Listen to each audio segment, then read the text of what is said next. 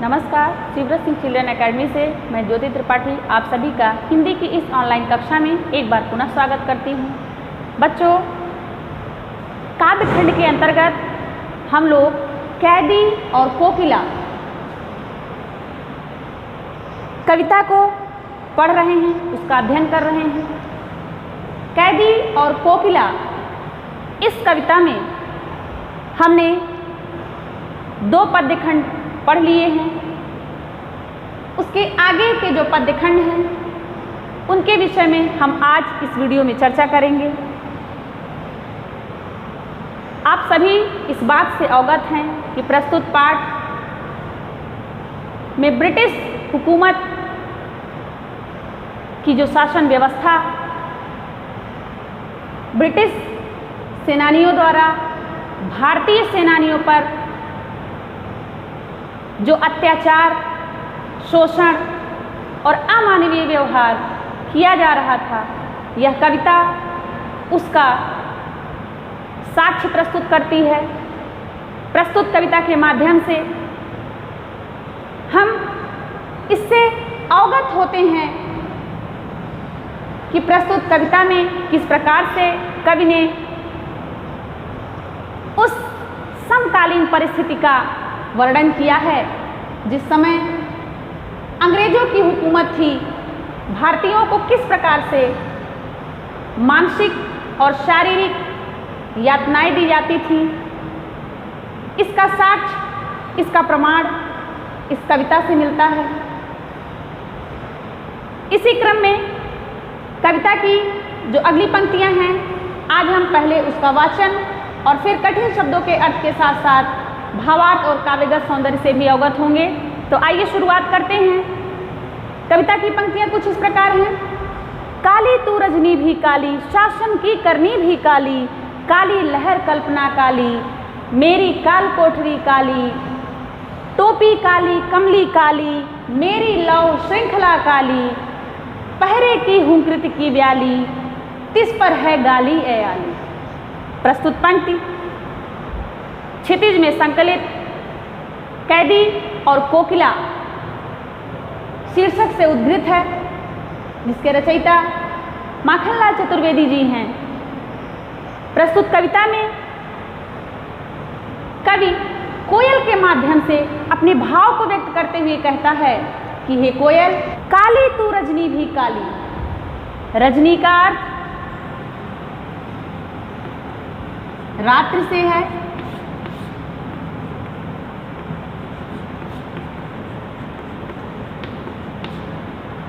कवि कोयल को संबोधित करते हुए कह रहा है कि हे कोयल, ऐ आली अर्थात हे सखी। मैंने पहले ही इसका अर्थ बताया आपको। आली सखी शब्द से कोयल को संबोधित किया जा रहा है। कवि कहता है कि काली तू रजनी भी काली, अर्थात रात जिस प्रकार से काली है, तुम्हारा रंग भी ठीक उसी प्रकार से काला है, अर्थात तुम भी ठीक रात्रि के समान काली हो। दूसरी पंक्ति में कवि कहते हैं शासन की करनी भी काली, और ब्रिटिश हुकूमत की जो शासन व्यवस्था है उनके द्वारा जो किया गया व्यवहार है वह भी अमानवीय है। काली का तात्पर्य यहाँ अमानवीय व्यवहार से है, अर्थात ब्रिटिश हुकूमत की जो शासन व्यवस्था है, ब्रिटिश सेनानियों के द्वारा जो भारतीय सेनानियों पर किया गया अत्याचार है वह भी अमानवीय है। काली लहर कल्पना काली, जिसके कारण हमारे मन में बुरी बुरी कल्पनाएं उठ रही हैं, हमारे मन में इस अमानवीय व्यवहार को देखकर बुरे विचार आ रहे हैं। अगली पंक्ति में कवि कहते हैं मेरी काल कोठरी काली। हे कोयल, मुझे जहाँ कैद करके रखा गया है, जिस कोठरी में बंद किया गया है, वह कोठरी भी काल कोठरी है और वह भी काली है। कहने का तात्पर्य कि वह अंधकार युक्त है, प्रकाश विहीन है। प्रकाश बड़ी ही मुश्किल से कभी पहुँचता है, अर्थात उस कोठरी का वातावरण भी काला ही है। टोपी काली कमली काली, टोपी और कमली का अर्थ यहाँ पर कंबल से है। कमली, कंबल। कवि कहता है कि टोपी काली कमली काली, कैदियों को जो ब्रिटिश सेनानियों के द्वारा जो कंबल और टोपी दी जाती है उसका रंग भी कैसा है? काला है। अगली पंक्ति में कवि कहते हैं कि मेरी लौह श्रृंखला काली। लौह अर्थात लोहे की, श्रृंखला अर्थात कड़ियाँ, और मेरे हाथों में जो ये हथकड़ियाँ हैं, इनकी जो श्रृंखलाएं हैं वह भी कैसी हैं? काली हैं। पहरे की हूँ कृति की ब्याली, तिस पर है गाली ये आली। फिर कवि कहते हैं कि ब्रिटिश सेनानियों के जो पहरेदार हैं उनकी जो भयंकर आवाज़ें हैं वह मानो सरपिड़ी के डसने के जैसा भय उत्पन्न कर रही हैं। अर्थात उनकी आवाज़ से हमारा मन अंदर ही अंदर भयभीत होता है। तिस पर है गाली ए आली, और उस पर भी उन सेनानियों के द्वारा भारतीय सेनानियों के लिए प्रयोग किए गए अपशब्द, भद्दी भद्दी टिप्पणियाँ, यह सब असहनीय हो जाती हैं। अर्थात इतना अमानवीय व्यवहार, शारीरिक, मानसिक और उसके साथ साथ जो अपशब्द का प्रयोग किया जा रहा है ब्रिटिश सेनानियों के द्वारा, वह और भी असहनीय हो जाता है। अगली पंक्ति में कवि कहते हैं कि इस काले संकट सागर पर मरने की मदमाती। कोकिल बोलो तो, हे कोयल तुम बताओ इस काले संकट सागर पर, अर्थात इस काले सागर रूपी संकट पर मरने की मदबाती। अर्थात हे कोयल, ऐसा प्रतीत हो रहा है कि तुम भी मरने के लिए मदमाती हो गई हो, अर्थात तुम भी आतुर हो गई हो। तुमने भी अपने मन में ब्रिटिश हुकूमत से मुकाबला करने का सोच लिया है। तुमने भी अपनी इस चीख से क्रांति का बीज बोया है और तुम भी सहर्ष तैयार हो ब्रिटिश हुकूमत से लोहा लेने के लिए। कोकिल बोलो तो, कोयल बताओ अपने चमकीले गीतों को क्यों कर हो तैराती। फिर तुम अपने चमकीले गीतों का गान क्यों कर रही हो? क्यों तुम मधुर तान छेड़ रही हो? क्यों तुम मधुर स्वर सुना रही हो? क्यों मधुर स्वर में गीत गा रही हो? हे कोयल बताओ, क्या तुमने भी ब्रिटिश हुकूमत से लोहा लेने का अपने मन में ठान लिया है? हे कोयल तुम सच सच बताओ। प्रस्तुत पंक्ति में कवि ने किस प्रकार से कोयल के माध्यम से अपने भाव को व्यक्त किया, आप इस बात को अच्छी तरह से समझ चुके हैं। आइए अब हम काव्यगत सौंदर्य से भी अवगत हों कि प्रस्तुत पंक्तियों में क्या विशेष है।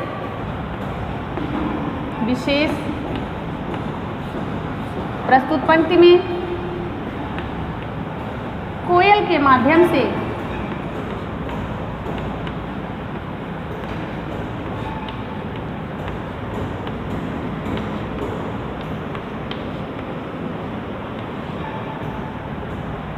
विद्रोह की भावना का पता चलता है।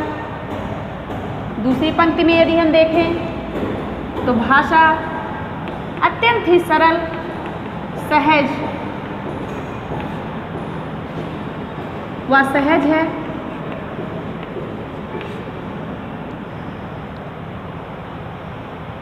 संकट सागर में रूपक अलंकार है, क्योंकि जो सागर है यहाँ पर संकट रूपी सागर की बात की गई है, तो यहाँ पर रूपक अलंकार की छटा विद्यमान है। काली काली में यमक अलंकार है, क्योंकि यहाँ पर दोनों के अर्थ में भिन्नता है। एक का अर्थ है काले रंग से और दूसरे का अर्थ है अमानवीय व्यवहार से। यदि हम अंतिम बिंदु की बात करें तो अंतिम बिंदु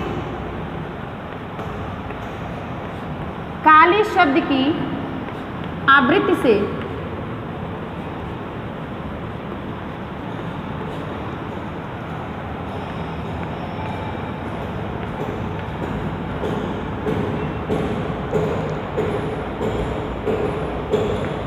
काव्य में विशेष प्रभाव आया है।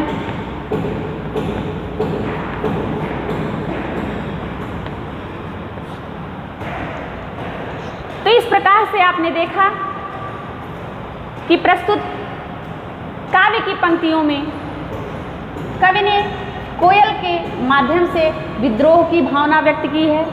भाषा सरल व सहज है। संकट सागर में रूपक अलंकार है। काली काली में यमक अलंकार की छटा विद्यमान है और काले शब्द की आवृत्ति से काव्य में विशेष प्रभाव उत्पन्न हुआ है। आइए अब हम चौथे और अंतिम पद की पंक्तियों का वाचन और भावार्थ जानने का प्रयास करें।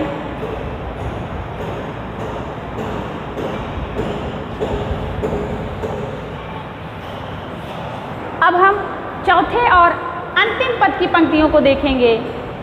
तुझे मिली हरियाली डाली, मुझे नसीब कोठरी काली, तेरा नभ भर में संचार, मेरा 10 फुट का संसार, तेरा गीत कहावे वाह, रोना भी है मुझे गुनाह, देख विषमता तेरी मेरी, बजा रही तिस पर रणभेरी। अब देखिए प्रस्तुत पंक्ति में कवि ने अपनी और कोयल की तुलना की है कि हे कोयल, देखो तुम्हारी और मेरी स्थिति में कितना अंतर है, तुम्हारी और मेरी स्थिति में कितनी विषमता है। कवि कह रहे हैं कि तुझे मिली हरियाली डाली, मुझे नसीब कोठरी काली। अर्थात हे कोयल, तुम्हें तो स्वतंत्र रूप से विचरण करने के लिए हरी हरी डालियां मिली हुई हैं। कहने का तात्पर्य, तुम स्वतंत्र रूप से विचरण करने के लिए आज़ाद हो, कहीं भी किसी भी डाली पर जा सकती हो, बैठ सकती हो। अर्थात तुम स्वच्छंद हो, तुम स्वच्छंद रूप से निर्बाध गति से उड़ सकती हो। तेरा नभ भर में संचार, अर्थात तुम्हारे लिए तो पूरा आकाश क्षेत्र ही है जहां तुम निर्बाध गति से उड़ान भर सकती हो। मेरा 10 फुट का संसार, और मेरा तो बस इस 10 फुट के कमरे में ही पूरा संसार बसा हुआ है। कहने का तात्पर्य, इससे बाहर मेरी कोई दुनिया नहीं है। मुझे नसीब कोठरी काली, कवि ने कहा कि मेरी किस्मत में तो यह काली कोठरी जो 10 फुट में ही है, अर्थात इसी कोठरी के अंदर ही मेरी पूरी दुनिया है। लेकिन तुम तो निर्बाध गति से उड़ने के लिए, विचरण करने के लिए आज़ाद हो, कोई रोक टोक नहीं है। देखो तुम्हारी और मेरी स्थिति में कितना अंतर है। तेरा गीत कहावे वाह, रोना भी है मुझे गुनाह। तुम अगर गाती हो तो लोग उसकी प्रशंसा करते हैं, वह प्रशंसनीय होते हैं। लेकिन मेरी स्थिति देखो, यदि मैं अपनी दुर्दशा पर रोना भी चाहूँ तो वह भी अपराध की श्रेणी में गिना जाता है।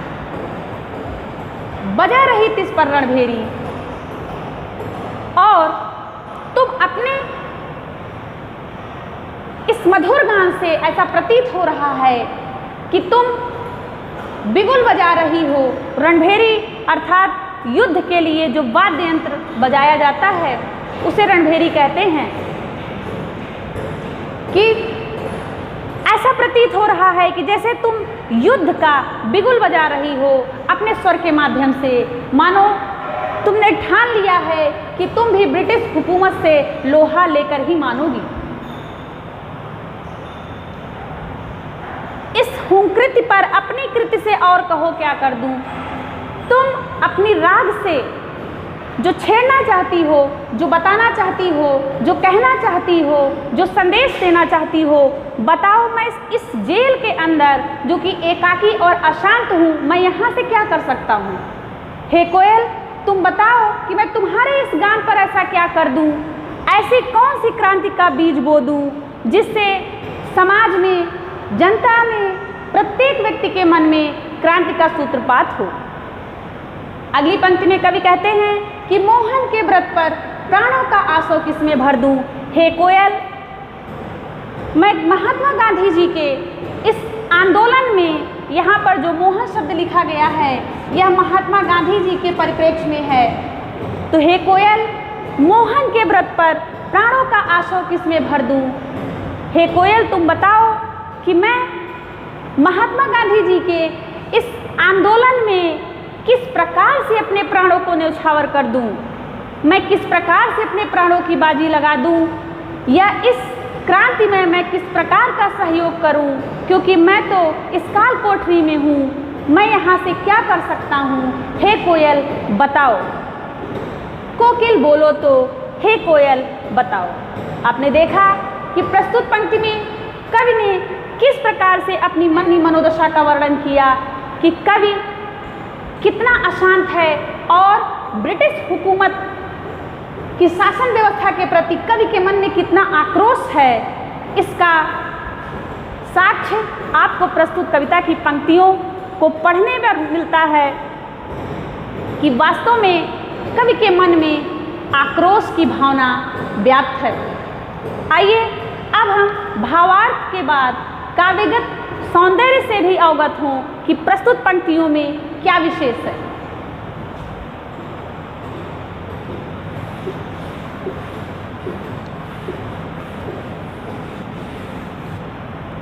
विशेष की बात करें तो प्रस्तुत पंक्ति में कवि ने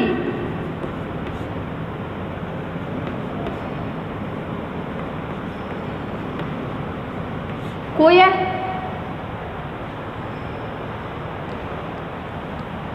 और स्वयं का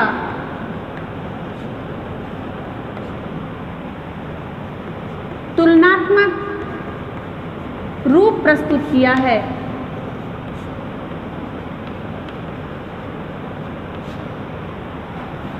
दूसरे बिंदु की बात करें तो भाषा सरल व सहज है।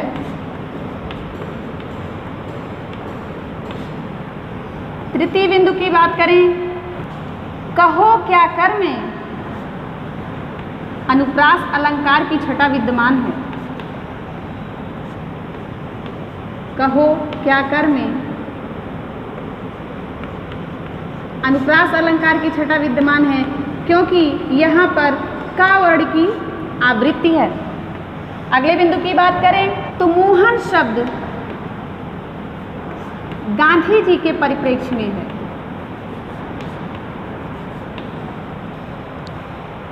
तो इस प्रकार से हमने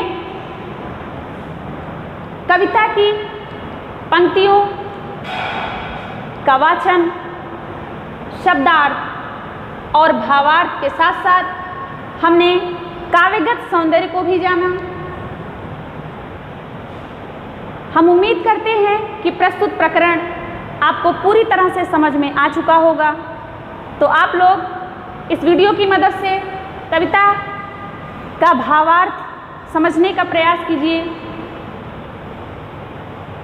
हम आशा करते हैं कि आप प्रकरण को अब समझ चुके हैं। इसी आशा और उम्मीद के साथ फिर आपसे अगले वीडियो में मुलाकात होगी एक नए प्रकरण के साथ। तब तक के लिए धन्यवाद।